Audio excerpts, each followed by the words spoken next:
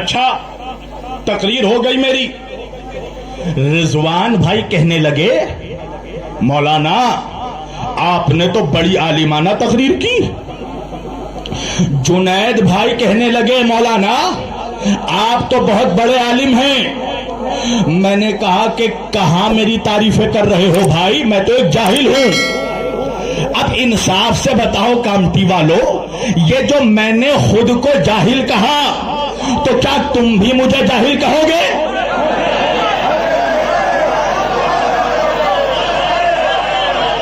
کیا تم بھی مجھے جاہل کہو گے؟ یہ جاہل کہنا یہ میری انکساری ہے, یا اپنے شہر کی زبان میں کہہ دوں بڑک پن ہے. حقیقت یہ ہے کہ جاہل ہوں نہیں. اگر جاہل آتا تو بنگال سے کامٹی نہیں بلایا جاتا, جاہلوں کو ممبر پر نہیں بٹھایا جاتا.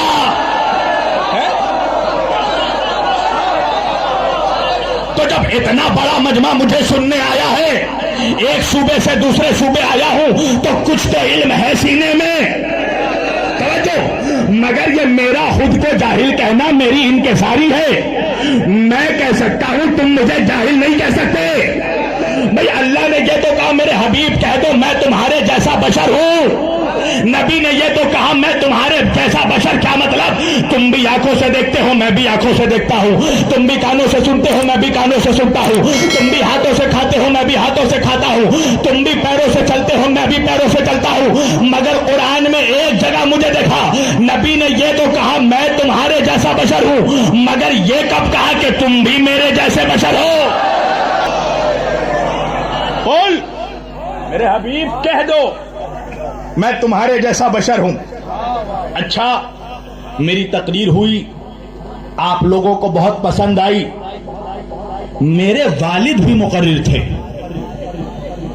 تو جن لوگوں نے میرے بابا کو سن رکھا تھا, توجہ, اب مثلا جنید بھائی نے سن رکھا ہے, کہنے لگے مولانا آپ کی خطابت تو بالکل آپ کے بابا کے جیسی ہے, آپ کے والد کے جیسی ہے, آپ کی تقریر تو بالکل آپ کے والد کے جیسی ہے. میں نے کہا جنید میاں کہاں ذرے کو آفتاب سے ملا رہے ہیں, کہاں زمین کو آسمان سے ملا رہے ہیں. خطابت کی دنیا میں تو میں ان کا غلام ہوں. سننا کیا کہا میں نے؟ خطابت کی دنیا میں تو میں ان کا غلام ہوں. اب میں چلا گیا کامٹی سے, میرے بابا کا فون آیا جنید میاں کو, جنید صاحب میرے بیٹے شبیر علی وارسی نے کیسی تقریر کی. جنید صاحب کہنے لگے سبحان اللہ آپ کے غلام نے بہت بہترین تقریر کی. اللہ جانے میں کہاں پڑھ رہا ہوں. سبحان اللہ آپ کے غلام نے بہت اچھا خطبہ دیا. سبحان اللہ آپ کے غلام نے بہت اچھا خطاب کیا. سبحان اللہ آپ کے غلام نے بہت خوب خطابت کی. سبحان اللہ آپ کے غلام نے بہت اچھے اچھے نقاط رکھے. سبحان اللہ آپ کے غلام نے بہت اچھے اچھے جملے پیش کیے. سبحان اللہ آپ کے غلام کا خطاب بہت عمدہ تھا.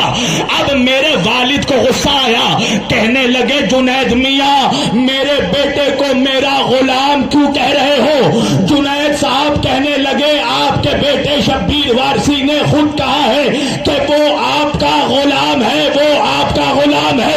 میرے والد کو غصہ آیا, کہنے لگے جنید میاں آپ کی عقل پر حیرت ہے. میرے بیٹے نے خود کو ایک مرتبہ غلام کہا, آپ نے سن لیا, اور میں نے جو ہزاروں مرتبہ اسے اپنے جگر کا ٹکڑا کہا, آنکھوں کا نور کہا, دل کا سرور کہا, عین نور کہا, جگر کا میوہ کہا, لخت جگر کہا, نور نظر کہا, اپنا لاڈلا پسر کہا, آپ نے نہیں سنا تو اللہ بھی قیامت کے دن ان منحوس ملاؤں سے